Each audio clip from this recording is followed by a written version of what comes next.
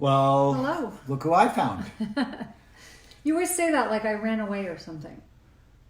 Well, no, but I don't get to share you that often. I'm sharing you. We're sharing each other. Apparently we are. I think that's what we said we were going to do, till death do us part. Are you going to kill me? Well, it depends. Are you going to give me a Always reason? known. It depends. I will love you until death do us part, depending on. We hope you are having a good pandemic number 14 Tuesday. And, I think a lot of people, they're just done. I must have said that. Thing. I was fine up until, 2 weeks ago, and then I was just done. Because I saw light at the end of the tunnel. And then all of a sudden, it just felt like there was no light at the end of the tunnel. Well, we got hit with the third pandemic. So number one, COVID-19, and it ravaged so many lives, us personally. Mm-hmm. And that leads to a mental health pandemic of anxiety, depression, loneliness, trauma, suicide, grief, suicide. I know so many people have had friends who committed suicide. Yeah. I mean, the incidence just went way up. It's really sad. Someone wants to explain the COVID-19 church issue. Yeah. Churches are actually one of the risky places to get COVID-19. So for a while longer, stay online. But this is going to get really tricky. I'm sorry, but church is also a place that a lot of people, or worship centers, are places that people go to feel better and manage their stress. And when we can protest in mass, and I'm not saying you should or shouldn't, but I'm just saying, if we can protest in mass, then we should be able to go to church. Well, I think there's a difference between should be able, and we're church folks. We love going to church. We've gone to church. We're supposed to be like making people and us feel better. This is going to irritate me. Just think about the physics of the virus. When people are singing together, what you're doing is you're taking, for those people who may be asymptomatic or they just think they have a cold or just a little bit of the flu, and then singing. Choirs, actually, when people went to choir practice early on, it's like 60% of people in the choirs got sick and some of them died. And so the New York Post came out and ranked the riskiest places to go to places that are not so risky. And right at the top were concerts, because, you're seeing Justin or Miley or whoever you love, and they're singing, you're singing along with them. What's that doing? It's taking a respiratory virus and just letting it have a party. And when we go to Saddleback, for example, because we love Saddleback, the music is stunning and everybody's singing. So the issue with church is it actually ranks up there with one of the more dangerous places to go. And I suppose if you go to a really, really small church, that would be... Well, a lot of churches, so my mom's church, what they're doing is they're taking reservations, and they are actually blocking off seats and you're 6 feet apart. So that's one way. But I'm not arguing the fact that if you're going to church and you're sitting next to each other in the tight seats in some of the mega churches, like one of the churches we go to that's really big, that's a risk. But if we're going to say that, then let's also acknowledge that if we're going to be out protesting, that's a risk. And it's going to increase the cases. It's just one of the reasons why people are just done with it, because certain states, California where we are, lock down, stay at home, but then they don't have, and when people protest to stay at home, there was a lot of angst from our leaders. But then when they're protesting the killing of George Floyd, which was heinous and horrible, right? Yeah, no one is saying but it's then, not. But then they're not talking about that either. And so it doesn't seem balanced. It doesn't seem balanced. Doesn't seem fair. Right. And the news media, and we talk about this a lot, is out to make you upset. They're not out to do kumbaya because nobody clicks on kumbaya. And so... Yeah, so that's one of the things I want to point out. So I've been... I agree with your wife. And I agree with her because to disagree is painful. No, that's not true. See, you keep throwing me under the bus. Anyways. So, but I will admit, when COVID hit, and I started to analyze why I was getting really anxious, and my anxiety was going through the roof. I'm a person who's learned to sort of master my anxiety. When COVID hit, I was like, oh, let's pay attention. Let's take care of this. The nurse in me, the person who's prepared for disasters kicked in.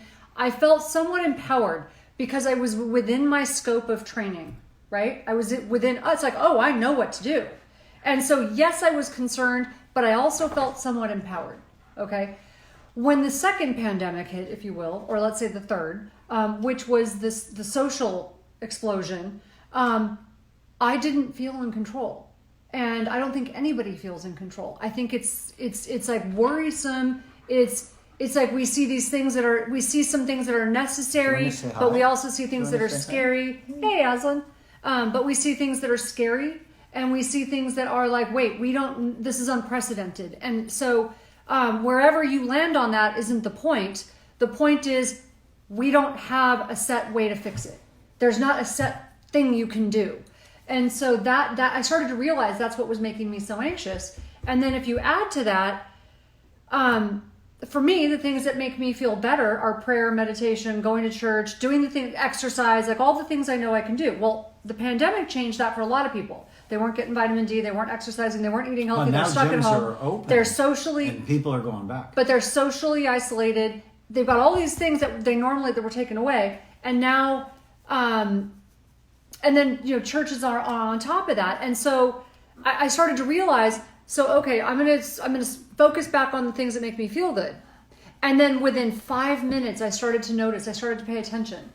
I would click just to check the headlines to make sure that everything was safe in my city, right? That it's safe and we're okay. And I would, within 5 minutes, just feel terrible and be anxious again. And I'm like, okay, there's a pattern here. Right? There's a pattern. And what we want for you is to be safe and to be healthy. And mental hygiene is just as important as washing your hands. Mm-hmm. We literally have to disinfect our thoughts.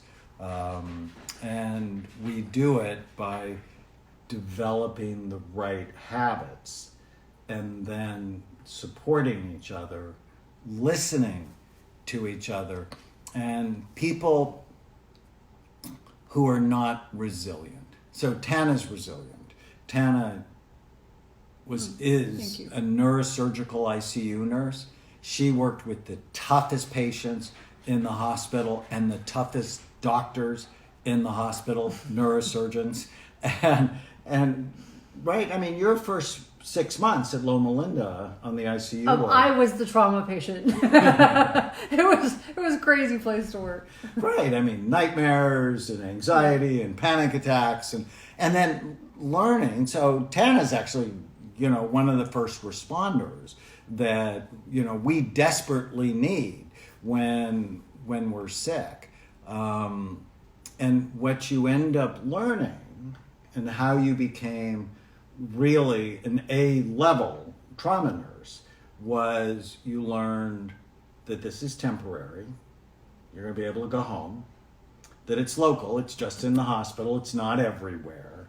And that you did have some control. And one of your teachers said you crying and freaking out is actually not good for the patient. Yeah, so she said, you might think that you are empathizing with them, and in fact, you are not helping them. They need to see that you've got this. They need to see that you are together. And just to clarify, I wasn't necessarily a first responder, but I was frontline. We'll put it that way. No. So for now, during the pandemic, right there, the first responders are the nurses, and the doctors, and the people delivering your packages. Right? I mean, they're so in many ways that's exactly what you were. Somebody's in trouble, you're responding to help them, and you learn over time. And I love what you said. Your supervisor said you have to let them know you've got this. Right. So if your children are anxious, they're watching you. And if you can model mental hygiene, if you can model, I've got this, then they're likely to do so much better than if you model anxiety, fear, irritability, Chicken Little. Right. And I think one of the things that has started, and I know I stay in touch, I read my comments and I read the questions that people send in on social media, and I've been trying to keep a finger on the pulse of how people are feeling right now. And one of the reasons people, like about half of our people were doing really well through the pandemic, the other half really weren't during the COVID quarantine.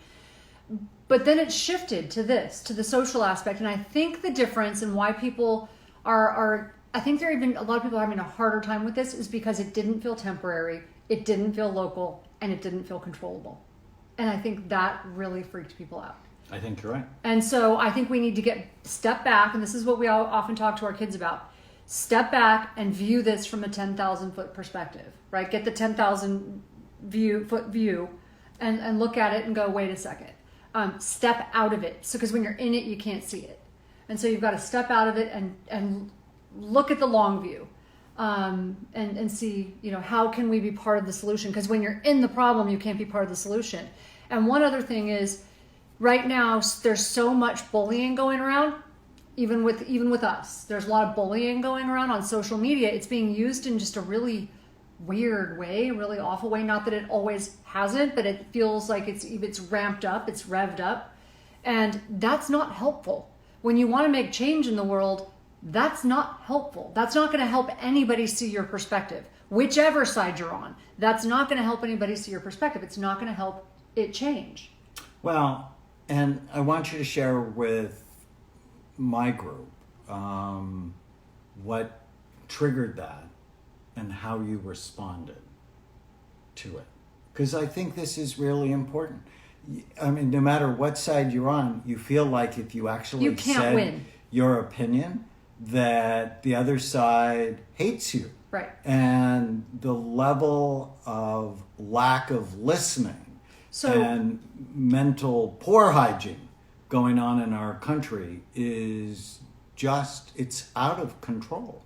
So I feel like the goal, or what I thought the goal was that we were supposed to be conscious of one another. We're supposed to be caring of one another. We're supposed to be really beginning to embrace one another socially and, spiritually and every other way. And as a nurse, we're trained, as a healthcare professional, we're trained, whatever you're thinking, whatever your feelings are, it doesn't matter. You set it aside anyways. So, but the goal for me in all of this is we're supposed to be embracing one another. We're not supposed to be creating a bigger divide. And so I made a comment about, staying neutral with our clinics, and man, I got creamed. So I took down a post that was posted by someone other than me. It was a political post, and it wasn't me that posted it. It was someone on our team. They thought they were doing the right thing, and we're not a political place, because we see thousands of people a month, and what do you think the chances are that everybody is on the same side? We need to be a safe space for everybody to come to. Doesn't matter what side you're on. I'm a nurse. I took care of, in one day, I walked in the unit and there were cops on one side and a gang family on the other, because a gang member and a cop shot each other. And normally we wouldn't have them on the same unit or even the same hospital if we could avoid it, but we couldn't avoid it because the other hospital was full. So they were there.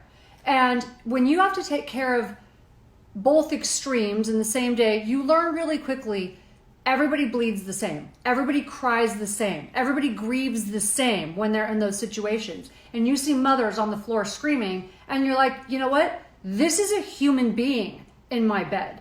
This isn't a black person, a white person. Yes, you see their color. I'm not denying their color. I'm saying at that moment, they're humans. That's what you're taking care of. And that's where we need to be. And so when I took the post down and I made this statement that we are not going to be political in this, because it doesn't mean we don't have feelings about it personally, but we're not taking that stand. I got literally creamed. I got bullied so badly on social media. I got pretty thick skin and I like to fight, but not the point. She does like to fight. Anyways, another point. Not with me. Thank God. But the point being, it's a really tricky time, and a lot of people don't have thick skin right now. A lot of people are struggling because of all of this. It's painful. It's a painful time. And so I just feel like we could do a better job of being the thing that we say we want to be, which is caring.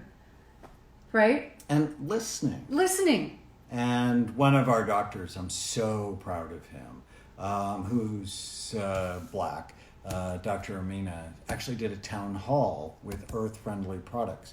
One of the companies that I've helped to create a brain-healthy company.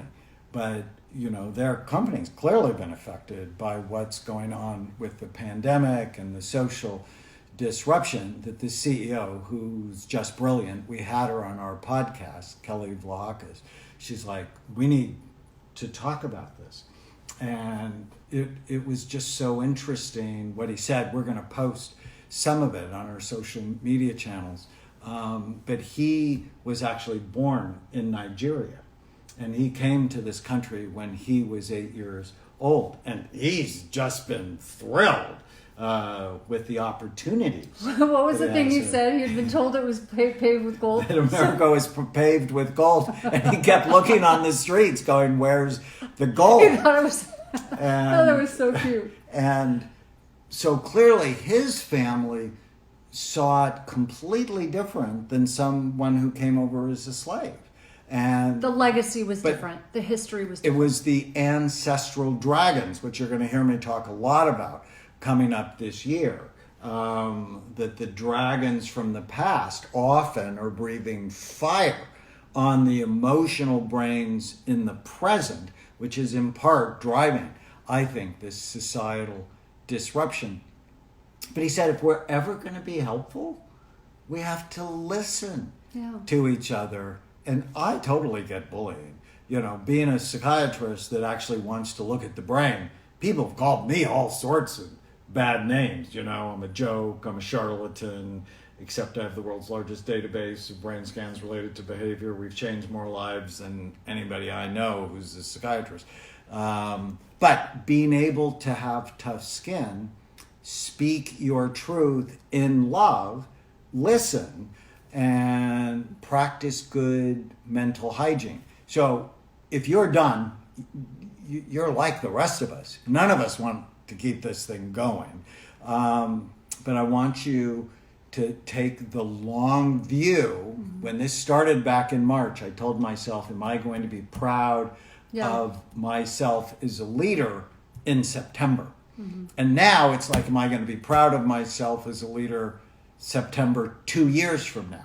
Because who knows how long this thing is going to be gone. But I was in the Army for 10 years. I know I can get deployed and I'm going to come home if I don't get shot. So I'm like, let me just live for now and know that this deployment is temporary. And some point, think of the prisoners of war that were really taken for 7 years, right? If you think of John McCain and people like John McCain, it's if you saw it as permanent and global and hopeless and you had no control, then you lose hope and it's more likely to overwhelm you. And that's not what we want for you. What we want is you to be healthy and be an example of health and fitness for your children and for the people you love. Every day, you're modeling health or you're modeling illness. So I did a live chat a little bit earlier today on, I was talking to my uncle who had such a positive influence on my life.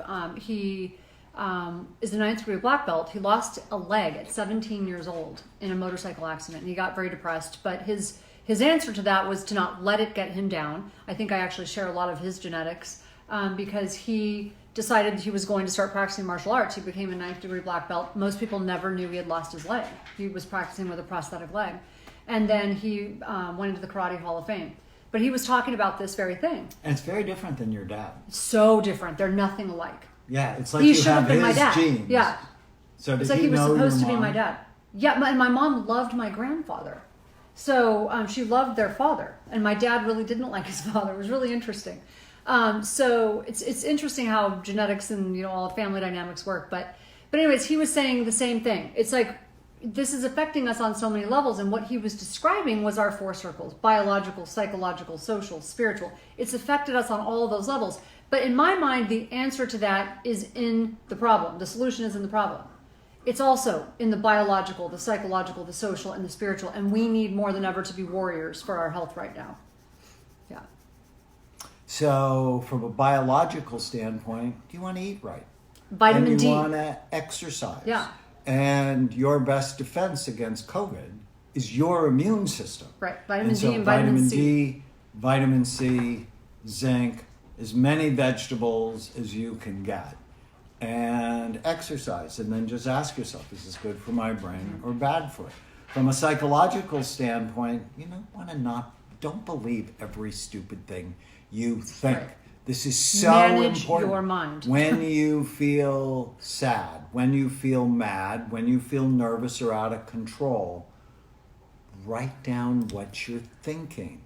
And then ask yourself, is it true? Do I really know if this is true? From a social standpoint, I did this today with one of my patients. Write down your goals. What do you want? And what do you want in your relationships? With you, I want the same thing all the time. Kind, caring, loving, supportive, passionate relationship. Now, I don't always think that, right? I get these really weird thoughts that come in my head. And if my frontal lobes work because I ate and I slept and I know what I want, I inhibit saying all those stupid thoughts that come into my head. And I'm like, does this get me what I want? So the 3 words, write them down. Does it fit? Does it fit? Does what I'm about to say. I like the other ones you fit? teach people is then what? Then what? If I say this, then what will happen? If I do this, then what will happen? That's what your brain does. It's such a cool organ, but you have to tell it what you want. So from a social standpoint, we're not done. From a I'm social looking at my standpoint, questions. from a social standpoint, you are powerful in your relationships. I can make her mad or I can make her happy. Where am I going to choose unless I have a low IQ? I'm going to choose to make her happy because that makes me happy. You realize you just called a whole bunch of people stupid. Yeah, I did. Right? If you're not acting in a way consistent with your goals, that's not smart. Yeah. And then from a spiritual standpoint, why are you on the planet? Yeah. What is your deepest sense of meaning and purpose? Your relationship with God, what we've been talking about. Which is why I'm not Church. a fan of shutting down church services. I'm not a fan of shutting down church services. I don't want 1,000 people singing, spreading COVID. No, but I think it's fine to do the reservation thing. I think there's ways to do it. I think we have to be very thoughtful. And Pastor Warren, our pastor at Saddleback, he's been very slow. I think small groups, that's a good way to do it. So do I. And they're watching church services together. We just have to be careful because we're in a war with this virus. Make no mistake, one of our employees who we dearly love, who was young in New York, ended up on a ventilator for 5-6 weeks and almost died. So this is not like the flu. When's the last time you heard somebody who's 30 years old on a ventilator no, you don't hear that. This thing is wicked. So we have to be thoughtful and careful. But spiritual, for me, I think of your relationship with God, your relationship with the planet, your relationship with the past, and your relationship with the future. So the past, I think of my dad, who you know passed away about 5-6 weeks ago, and my grandfather, who I was named after. So I want to honor them, but I'm also here to help the next generation be the best that they can be. So getting sick happens in those 4 circles, getting well happens in these 4 circles. And not everybody has the same belief system. We understand that. And we are very sensitive to that. And one of the things that we like to explain to people is like, one thing about the spiritual circle is it's about using your pain for purpose. Purposeful people live longer. So use your pain for purpose, to be constructive, in a constructive way, not a destructive way. Well, and I think that's why posting and communicating with the people who love us, follow us, has just been so important during this time. So I am grateful for you. I'm grateful for you. And we are grateful for you. So have a great night. Remember, TLC. This is temporary. And even though it's a global pandemic, it's local to you. Yeah. Do what you can to have some control. So wash your hands, be smart, and same with the social situation. Do what you can in your community to be helpful. To help whichever side you're on, be helpful. And that's what we would say. But also post for us questions, concerns. Just tell us how you guys are doing. So I love that term, plandemic. Yeah. So let's plan to get out of this thing. I don't think that's what they meant, but but that was clever. That's what I took. I know, because you always see the positive. You always see anyways. I got that. All right, take care. Bye-bye. They meant the whole thing was planned. Oh, is that what it meant? Yes, like I've been saying.